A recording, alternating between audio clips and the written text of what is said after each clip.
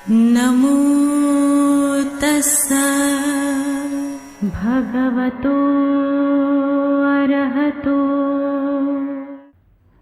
नमो बुद्धाय। मैं डॉक्टर सीमा शर्मा आपका हार्दिक स्वागत करती हूँ इस विशेष कार्यक्रम में। इसके पिछले भाग में हमने चर्चा की श्रमण गौतम के आलार कलाम और उद्रक रामपुत्र से भेंट की। आज के एपिसोड में हम बात करेंगे श्रमण गौतम के आलार कलाम और उद्रक रामपुत्र से विदा लेने के बाद विभिन्न प्रकार की तपस्याओं के बारे में। इस चर्चा में हमारे साथ रहेंगे जाने माने भंते कुशल सुमन जी, जिन्होंने बुद्ध दर्शन में उच्च शिक्षा प्राप्त की है और देश विदेश में कई सम्मानों से सम्मानित हुए हैं। तो हम स्वागत करते हैं भंते कुशल सुमन जी का और उनसे प्रार्थना करते हैं कि वह हमारे दर्शकों को इसके बारे में विस्तार से बताएं। भंते जी, आपका स्वागत है। नमो तस्सा भगवतो अरहतो सम्मा संबुद्धस्स। नमो तस्सा भगवतो अरहतो सम्मा संबुद्धस्स। नमो तस्सा भगवतो अरहतो सम्मा संबुद्धस्स। सर्वप्रथम मेरे आचार्य श्री के पुण्य चरणों को कोटि कोटि नमन। फिर मेरे उपध्याय भंते के पुण्य चरणों में कोटि कोटि नमन। जैसा कि आपको विदित है, हमारे अनेकानेक दर्शक इस कार्यक्रम से जुड़कर तथागत बुद्ध के बारे में जान रहे हैं। न केवल जान रहे हैं, उन पर चर्चा कर रहे हैं, विचार कर रहे हैं और इसके साथ साथ अनेक जिज्ञासाएं और प्रश्न भी हम तक भेज रहे हैं। तो सबसे पहले हम दर्शकों की जिज्ञासाओं के निवारण का प्रयत्न करेंगे और उन्हें उनके प्रश्न के उत्तर देने का प्रयत्न करेंगे। इससे उन दर्शकों के साथ साथ अन्य लोगों का भी ज्ञानवर्धन होगा जो तथागत बुद्ध के बारे में जानना चाहते हैं। तो भंते जी, हम आज कार्यक्रम का प्रारंभ करते हैं और प्रारंभ में एक प्रश्न से मैं कर रही हूँ। आपने 5 अध्यात्म इंद्रियों के बारे में चर्चा की थी, तो कृपया विस्तार से हमारे दर्शकों को इसके बारे में बताइए। धन्यवाद आपका सीमा जी। 5 इंद्रियों का जिक्र हमें संयुक्त निकाय के इंद्रिय संयुक्त से मिलता है। 5 इंद्रिय, जैसे मैंने आपको कल एक उदाहरण देके समझाया था, इन 5 इंद्रियों को मैंने शरीर की इंद्रियों से जोड़ा, रिलेट किया। तो मैंने मोटा मोटा समझाया, जैसे हम मनुष्यों की ये 5 इंद्रियां हैं, आँख, नाक, कान, त्वचा, जीवा, वैसे ही अध्यात्म क्षेत्र में भी 5 इंद्रियां होती हैं। तो वे 5 इंद्रियां कौन कौन सी हैं? पहली इंद्री होती है श्रद्धा, दूसरी इंद्री होती है वीर्य, फिर तीसरी होती है स्मृति, चौथी समाधि और 5वीं प्रज्ञा। तो इन इंद्रियों को बस समझने के लिए इतना ही समझें कि हर व्यक्ति का अपना एक मूल स्वभाव है, पैदाइशी। किसी में श्रद्धा का भाव ज़्यादा होता है, किसी में श्रम करने का भाव ज़्यादा होता है और किसी में फोकस रह के काम करने का भाव ज़्यादा रहता है। कोई तर्क वितर्क करके काम कर पाता है, बड़ा इंटेलिजेंट होता है। तो ये अलग अलग प्रकार के जो मनुष्य हैं, जिनकी अलग अलग प्रकार की पर्सनैलिटी है, वे इस प्रकार के इंद्रियों से प्रभावित होते रहते हैं। अगला प्रश्न है मेरा आपसे, शील कितने प्रकार के होते हैं और उनका क्या महत्व है और जन सामान्य को उन्हें क्यों पालन करना चाहिए? कृपया भंते जी हमें बताइए। धन्यवाद आपका सीमा जी। शील मोटा मोटा समझें 5 प्रकार के हैं। इसी प्रकार जैन परंपरा में भी इसी प्रकार के 5 शीलों का वर्णन है, मिलता जुलता। उसे वे लोग महाव्रत कहते हैं, पंच महाव्रत। और इन्हीं 5 शीलों का जिक्र पतंजलि ने अपने योग सूत्र में भी किया है, जिसे वे 5 यम कहते हैं। तो शील की संख्या तो मोटी मोटी 5 हुई, मगर भगवान बुद्ध ने बतलाया एक जो सन्यासी होता है, बौद्ध भिक्षु होता है, उसके लिए 227 तक के हो सकते हैं इस प्रकार के शील। ज़रूरी नहीं कि ये 227 तक ही रहें, सिचुएशन पे डिपेंड करता है। सिचुएशन के अनुसार शील को समझने का एक मापदंड है, वो ये है क्योंकि शील पालन इसीलिए किया जाता है आगे समाधि में आसानी हो।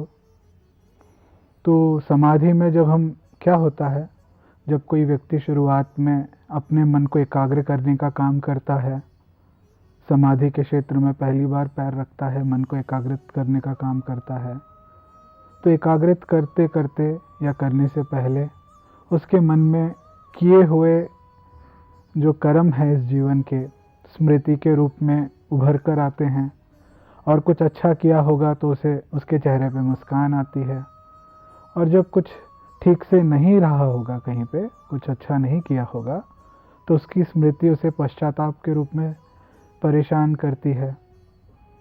तो ये जो पश्चाताप होता है मन को एकाग्रित नहीं होने देता। मन एकाग्रित नहीं होता है तो प्रज्ञा के क्षेत्र में नहीं उतर पाता है। तो बुद्ध की शिक्षा तो शील समाधि प्रज्ञा है।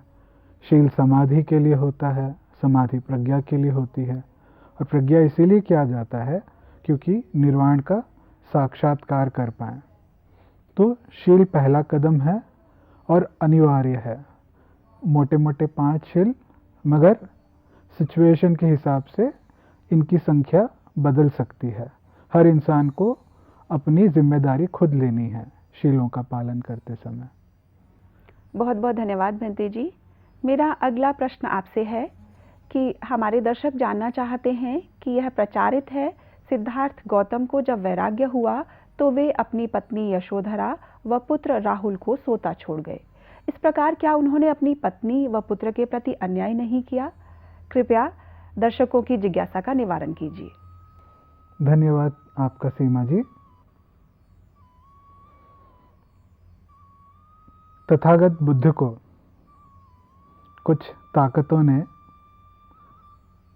अनेकों शताब्दियों से बदनाम करने का प्रयास किया है और कुछ नहीं। जो लोग ऐसे कहते हैं वे सच्चाई को नहीं जानते। मुझे सिर्फ और सिर्फ करुणा आती है, उन लोगों पे दया आती है जो ऐसी बात करते हैं। फिर भी प्रश्न पूछा गया है और मेरी जिम्मेदारी है आप लोगों तक सत्य को पहुंचाना। तो छोटी सी कहानी के बारे में जानने का प्रयास करते हैं। एक समय की बात थी, बुद्ध दीपंकर उत्पन्न हुए थे और वे एक गांव से गुजरने वाले थे। उस गांव के लोग काफ़ी ज़्यादा खुश, क्योंकि उनके गांव में बुद्ध दीपंकर आने वाले थे। तो उन्होंने सारी तैयारियां करना शुरू कर दी और लोगों को तैयारियां करते हुए देख वहाँ पे एक साधु था जिसका नाम सुमेध था। तो वे साधु जब लोगों को इस प्रकार देखता है तैयारी करते हुए, आश्चर्यचकित होता है, कहता है आज कोई पर्व है। जाके उन लोगों से पूछता है कि आज कोई त्योहार है, आप सभी लोग मिलकर इस प्रकार तैयारी कर रहे हैं। तो वहाँ के लोग कहते हैं नहीं नहीं, हम लोग इसीलिए तैयारी कर रहे हैं क्योंकि इस धरती पे बुद्ध दीपंकर उत्पन्न हुए हैं और वे हमारे गांव से गुजरने वाले हैं। तो वे यहाँ से जब तक जाते नहीं तब तक हमारी जिम्मेदारी बनती है हम उनकी देखरेख करें, उनकी देखभाल करें, उनको कोई कमी ना हो। तो वे साधु जिसका नाम सुमेध था, बुद्ध शब्द सुनते से ही बहुत श्रद्धा जागती है। जीवन में पहले कभी ये शब्द नहीं सुना। तो उसने भी वहाँ के लोगों से पूछ लिया क्या मैं भी आप लोगों का हाथ बटा सकता हूँ। तो लोग कहते हैं पुण्य काम करने में देरी कैसी। तो फिर कुछ वहाँ पे एक छोटा सा गड्ढा था जिसमें कीचड़ भरा हुआ था। तो वे सुमेध सन्यासी साधु क्या करता है, उस कीचड़ में रेत भरना शुरू करता है। जैसे ही वो कार्य कर रहा था रेत भरने का, उतने में ही दीपंकर बुद्ध अपने संग के साथ आ जाते हैं। तो सुमेध सन्यासी को ऐसे लगता है मैंने कार्य लिया और इसे संपूर्ण नहीं किया। तो श्रद्धावश बुद्ध का जब उसने चेहरा देखा, श्रद्धावश उस कीचड़ पे लेट जाता है उल्टे होके, ताकि बुद्ध वहां से गुजरे तो बुद्ध के चरणों को कीचड़ ना लगे। तो बुद्ध को वो कहता है आप मेरे ऊपर से चले जाएं। बुद्ध ने देखा इस सुमेध सन्यासी के अंदर इतनी श्रद्धा, इतनी अपार श्रद्धा, और ये पूरी प्रकार से सक्षम था अरहंत बनने के लिए सुमेध सन्यासी। फिर भी वे देखता है बुद्ध को इस प्रकार लोक कल्याण करते हुए। अरहंत बन सकता था सुमेध सन्यासी, मगर वह कहता है मैं अकेला अरहंत बन के क्या करूँगा, मुझे तो बुद्ध बनना है आप जैसा। तो दीपंकर बुद्ध उसकी चित्त की निरीक्षण करते हैं और देखते हैं कि इसमें वह क्षमता है कि ये बुद्ध बन सकता है, तो उसे आशीर्वाद देते हैं और भविष्यवाणी करते हैं अमुक अमुक समय अमुक अमुक शहर में सिद्धार्थ गौतम के नाम से पैदा होगा और बुद्ध बनेगा। तो जब ऐसी भविष्यवाणी कर रहे थे तो सुमेध के सन्यासी सुमेध के थोड़ी ही दूर पे एक महिला खड़ी थी। तो उसने भी अपने मन में ये चिंतन किया और ऐसी एक संकल्प ली कि जब तक ये सुमेध बुद्ध नहीं बन जाता उस जन्म तक मैं इसकी सेवा करते रहूँगी अनेकों रूप में, और जिस जन्म में ये बुद्ध बनेगा तो मुझे भी इसी के पास ज्ञान लेके मुक्ति का रस चखना है। तो ये चिंतन दीपंकर बुद्ध समझ जाते हैं, तो वे उसे भी आशीर्वाद देते हैं। वे कहते हैं कि तू भी अनेकों जन्म तक सिद्धार्थ की अर्थात सुमेध की सेवा में लगी रहेगी, और जिस जन्म में ये सिद्धार्थ गौतम के नाम से जन्म लेगा उस जीवन में तू भी इसके पास शिक्षा ग्रहण करके मोक्ष अनुभव करेगी, निर्वाण का मार्ग को चखेगी। तो जो लोग ऐसी बात करते हैं वे लोग सिर्फ और सिर्फ तथागत को, बुद्ध को बदनाम करने की कोशिश करते हैं। जब तथागत बुद्ध बन गए, इस जीवन में गौतम बुद्ध बन गए, तो वे लौट के आते हैं और अपनी पत्नी अर्थात यशोधरा को निर्वाण का मार्ग दिखलाते हैं। सत्य तो इतना ही है। नमो बुद्धाय। आभार भंते जी, आपने हमारे दर्शकों की जिज्ञासाओं का समन किया और मुझे लगता है कि उन्हें उनके प्रश्नों के उत्तर मिल गए होंगे। अब समय हो चला है आज के एपिसोड का, जिसमें हम चर्चा करेंगे श्रमण गौतम की विभिन्न तपस्याओं के बारे में।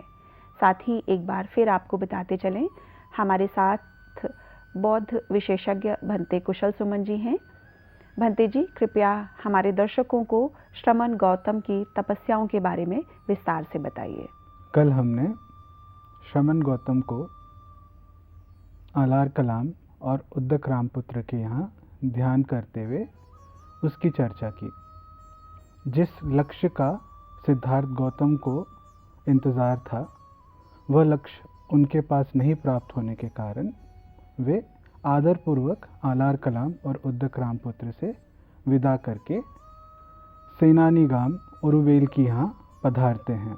उरुवेल एक घना जंगल हुआ करता था। आज का जहाँ पे बिहार में बोध गया नाम का एक छोटा सा टाउन है, वहाँ पे उरुवेल नाम का घना जंगल हुआ करता था। उस घने जंगल में एक छोटा सा गांव था, टाउन था, जिसको कहा जाता था सेनानी गांव। वहीं के बगल से एक नदी गुजरती थी जिसका नाम था निरंजरा। सिद्धार्थ गौतम अर्थात श्रमण गौतम को लगा कि यह गांव, सेनानी गांव, उनकी आगे की साधना के लिए पर्याप्त है, क्योंकि बगल से ही नदी गुजर रही थी और पास में ही भोजन प्राप्त करने के लिए, भिक्षा मांगने के लिए एक गांव उपस्थित था। उस समय के प्राचीन भारत की एक मान्यता थी, शरीर द्वारा किए गए कर्म ही प्रधान होते हैं। इसीलिए इन कर्मों की निर्जरा शरीर को तपाने से ही हो सकती है, अर्थात अलग अलग प्रकार की तपस्याएं करनी थी। क्योंकि आलार कलाम और उद्दक रामपुत्र के पास समाधि द्वारा सफलता नहीं प्राप्त की, तो सिद्धार्थ गौतम मतलब श्रमण गौतम ने अब तपस्याओं का मार्ग अपनाया। महासचक सूत्र के अनुसार श्रमण गौतम सर्वप्रथम यह तपस्या करते हैं, जिसे केचरी मुद्रा के नाम से आज के हठ योग में समझा जाता है।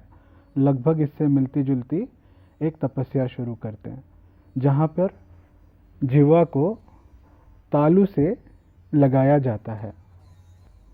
इसका उद्देश्य यह था, सिद्धार्थ अपने चित्त से जो विचार उत्पन्न हो रहे थे उनका दमन करना चाहते थे। तो चित्त को दमन करने के लिए जिह्वा को तालवे से लगाना पड़ता था। तो वह यह अभ्यास करते करते ऐसी स्थिति पर पहुंच गए जहां पर उनके बाजुओं से पसीना बहना शुरू हो जाता है और शरीर में अति भारीपन महसूस होता है, थकान महसूस होती है। श्रमण गौतम कहते हैं महासचक सूत्र में, ऐसी थकान महसूस कराने वाली साधना करने के बावजूद पश्चात उन्हें अपने मन में कोई थकान नहीं महसूस हुई। उनके मन में वही एकाग्रता बनी रही। तो इस प्रकार की पहली तपस्या सिद्धार्थ गौतम ने की, जिससे उन्हें बाजुओं से पसीना आया। और इस प्रकार की साधना का उल्लेख, मिलता जुलता उल्लेख हमें हठ योग प्रदीपिका, जो 18वीं शताब्दी की ग्रंथ है, उसमें भी मिलता है। क्योंकि हठ योग प्रदीपिका और सिद्धार्थ गौतम के समय में काफ़ी अंतराल है, तो हम इन दोनों को समान नहीं मान सकते। अगली तपस्या श्रमण गौतम ने इस प्रकार से की। उन्होंने जानबूझकर यह प्रयास किया कि उनकी जो सांस बाहर जा रही है उसको शरीर के भीतर ही रोक दिया जाए। इससे मिलती जुलती एक अभ्यास हमें योग परंपरा में भी मिलती है, प्राणायाम, मगर इन दोनों में थोड़ा अंतर है। श्रमण गौतम ने इस प्रकार से इस साधना का अभ्यास शुरू किया। उन्होंने सबसे पहले अपने नाक को अपने हाथों से दबाकर बंद किया और फिर मुंह को भी बंद किया, ताकि जो सांस आ रहा है वो बाहर नहीं जा पाए और उसका मुंह से भी बाहर जाना संभव ना हो। ऐसे करने के पश्चात श्रमण गौतम महसूस करते हैं कि जो हवा शरीर के अंदर जा चुकी थी, अब वे कानों द्वारा बाहर आती है। जब वे कानों द्वारा बाहर आती है तो वे क्या करते हैं, अपने मुंह को इस प्रकार दबा के बंद कर लेते हैं और दोनों हाथों से अपने कानों को भी दबाकर बंद कर लेते हैं। इसके बाद श्रमण गौतम को जो पीड़ा, जो दुख अनुभव होती है, वो इस प्रकार कहते हैं, जब मैंने ऐसे किया, अपने कानों को दबाया, तो सबसे पहले मेरे माथे में एक प्रकार की गर्मी शुरू हुई, एक प्रकार की पीड़ा, जैसे सर चकराता है वैसे। और फिर वो पीड़ा बढ़ते बढ़ते पेट में भी महसूस होने शुरू होती है। इतना दुख अनुभव करते हुए भी वो कहते हैं कि उनके मन की शांति, एकाग्रता बिल्कुल वैसी की वैसी ही बनी रही। इस प्रकार तपस्या करते करते लगभग वे अधमरे की हालत में हो गए थे। वहाँ पे मौजूद देवता लोग देखकर उनमें से कुछ ऐसे कह रहे थे, श्रमण गौतम मर चुके हैं। कुछ और देवता देखकर कहते हैं, श्रमण गौतम अभी मरे नहीं, मरने वाले हैं। और कुछ देवता कहते हैं, श्रमण गौतम ना ही मरे हैं ना ही मरने वाले हैं, ये अरहंत बन चुके हैं। और इसी प्रकार अरहंत लोग तपस्या किया करते हैं।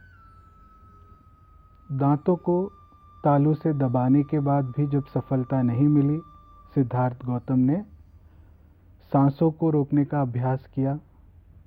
जब उसके द्वारा भी उन्हें सफलता नहीं मिली तो उन्होंने निश्चय किया कि वे भोजन त्याग कर देंगे। जब वे ऐसे चिंतन कर रहे थे तो आसपास में जो देवता मौजूद थे, उन्होंने सिद्धार्थ गौतम को अर्थात श्रमण गौतम को यह कहा कि अगर आप भोजन त्याग कर देंगे तो हम आपको रोम छिद्रों द्वारा दिव्य भोजन करवाएंगे। श्रमण गौतम ने सोचा, अगर मैं ऐसा दावा करूं कि मैंने भोजन का त्याग कर दिया है मगर ये देवता लोग मुझे दिव्य भोजन करवाएं तो मेरा दावा झूठा होगा। देवता लोगों के साथ यह वार्तालाप होने के बाद, यह संदर्भ होने के बाद श्रमण गौतम चिंतन करते हैं, तो क्यों न मैं देवताओं को शांत करने के लिए कुछ भोजन ले लूं, कुछ मात्रा में, जिससे वे मुझे दिव्य भोजन ना करा पाए। तब श्रमण गौतम या तो मुट्ठी भर मसूर दाल ले लेते, या मुट्ठी भर मटर ले लेते, या मुट्ठी भर राजमा खा लेते। इस प्रकार का कम मात्रा में भोजन करने से उनका शरीर सूखने लगा था। और जब सूख जाता है, एक प्रकार से कंकाल उनका दिखना शुरू हो जाता है, तब श्रमण गौतम इस महासचक सूत्र में कहते हैं, उनके शरीर का वर्णन करते हुए बताते हैं, उनका शरीर एक प्रकार से कंकाल की भांति हो गया था। उनकी आंखें अंदर चली गई थी, जैसे एक सॉकेट होता है। रीढ़ की हड्डी उभर के आ गई थी, जिस प्रकार से ऊंट के ऊपर एक होता है वैसे। और जब वे मूत्र विसर्जन करने जाते तो अपने मुंह के बल गिर जाते। इतना कमज़ोर हो गया था उनका शरीर। जब वे अपने अंगों को थोड़ा सहलाते तो जो बाल बचे थे वे जड़ों से उखड़ जाते। उनके माथे का त्वचा जैसे करेला होता है, धूप में रखने के बाद जैसे वो मुरझा जाता है, उनके माथे के त्वचा वैसे ही झुर्रियाँ पड़ गई थी। अगर वे अपनी उंगली को अपने पेट में लगाते तो पीछे तक उन्हें अपनी पीठ महसूस होती। अगर पीछे उंगली लगाते तो उन्हें आगे तक उन्हें महसूस होता। इतना पतला हो गया था उनका शरीर। तो इस प्रकार श्रमण गौतम आगे महासचक सूत्र में कहते हैं कि वहाँ से कोई अगर मनुष्य गुजरता तो वे उनको देख के कहता, श्रमण गौतम काले हो गए हैं। उनके शरीर का रंग काला हो पड़ा था। तो उनमें से कुछ और मनुष्य कहते, ना ना, श्रमण गौतम का रंग काला नहीं, सांवला हो गया है। तो इस प्रकार श्रमण गौतम के शरीर की आभा, आकर्षण कमज़ोर हो गई थी, सांवली हो गई थी, गहरी हो गई थी। आगे बताते हैं श्रमण गौतम इस सूत्र में, इस अभ्यास के बाद जब उन्हें सफलता नहीं प्राप्त हुई श्रमण गौतम को, तो वे ऐसा चिंतन करते हैं, एक मनुष्य द्वारा, एक सन्यासी द्वारा, एक श्रमण द्वारा जितनी भी श्रम लगाई जा सकती थी इस साधना द्वारा लक्ष्य को प्राप्त करने के लिए, निर्वाण को प्राप्त करने के लिए, वे श्रमण गौतम को प्राप्त नहीं हुई। इतना श्रम हो सकता है अतीत में पहले भी किसी सन्यासी ने किया हो, मगर इससे ज़्यादा करने की कोई गुंजाइश नहीं रह गई थी। और इतना करने के बाद जब उन्हें लगता है कि इससे भी उन्हें वो निर्वाण का साक्षात्कार नहीं हुआ, तो वे आगे की ओर चिंतन करते हैं। तो अचानक से पहले कभी नहीं सुने ऐसी 3 चेतनाएं, अंतर्दृष्टि, इंसाइट श्रमण गौतम में आती हैं। पहली अंतर्दृष्टि ये होती है, अगर कोई श्रमण शरीर द्वारा तपस्या ना करता हो और इंद्रियों के सुखों में डूबा रहे और साथ में ही मन में काम, क्रोध और मोह के संस्कार रहें, तो वे निर्वाण तक नहीं पहुंच सकता। दूसरी अंतर्दृष्टि ये होती है, अगर कोई सन्यासी श्रमण शरीर द्वारा तपस्या करता रहे, शरीर द्वारा शरीर को सुखाता रहे, मगर मन में काम, क्रोध और मोह इसके संस्कार रहते हैं, तो तभी भी वह निर्वाण को नहीं प्राप्त कर सकता। निर्वाण को प्राप्त करने के लिए शरीर को नियमित रूप से इंद्रियों के सुखों से दूर रखना होगा और साथ में ही मन पर भी काम करना होगा, ताकि ये जो 3 जड़ हैं, राग, द्वेष, मोह, काम, क्रोध, मोह, इनका भी पूरी तरीके से भग्न किया जाए। तो यह 3 चीज़ें सिद्धार्थ गौतम ने, श्रमण गौतम ने पहले कभी नहीं सुनी थी और इनको इसकी पहली बार अंतर्दृष्टि होती है। अब इसे वे मध्यम मार्ग कहते हैं। मध्यम मार्ग वो हुआ जो पहले शरीर को तपाने का काम किया। शरीर को तपाने से जब उन्हें उसका लक्ष्य नहीं प्राप्त हुआ निर्वाण का, तो वे निश्चय करते हैं अब उन्हें अपने मन पे भी काम करना है। आगे की घटना हम आने वाले एपिसोड में देखेंगे। तो अभी तक जो हमने समझा उसका निष्कर्ष निकाल लेते हैं। 29 वर्ष की आयु में सिद्धार्थ गौतम ने अपना गृह त्याग किया और उसके बाद नाना प्रकार की साधनाएं सीखी। आलार कलाम उद्दक रामपुत्र से ध्यान साधना सीखी। ध्यान मार्ग में सफलता नहीं प्राप्त कर पाए, उसके द्वारा सफलता क्योंकि प्राप्त हुई नहीं, तो फिर श्रमण गौतम आगे बढ़ते हैं। 3 तपस्याएं जो श्रमण गौतम ने की, एक केचरी मुद्रा से मिलता जुलता है। संभवतः हो सकता है कि जो तपस्या श्रमण गौतम ने की उसी की ही एक अज्ञात परंपरा चलती आई 18वीं शताब्दी तक, और उसने केचरी मुद्रा के रूप में उसका रूपांतरण किया। और उसी प्रकार से जो सांस रोकने की अभ्यास, साधना, तपस्या श्रमण गौतम ने की, वही आगे चल के हो सकता है प्राणायाम के रूप में रूपांतरण हुआ। और उपवास तो चलता ही रहा सदियों से। इसके अलावा ये हमने जो 3 तपस्याएं की बात की, ये तो हमें सूत्र में मिलता है और हमारा उद्देश्य यही है इस प्रोग्राम का, आप तक जो सूत्रों में जिक्र मिलता है सिद्धार्थ गौतम के जीवन का, वो आप तक पहुंचाना। क्योंकि हमने नाना प्रकार की कहानियां सुनी हैं जो सूत्रों से जिनका मेल नहीं खाता।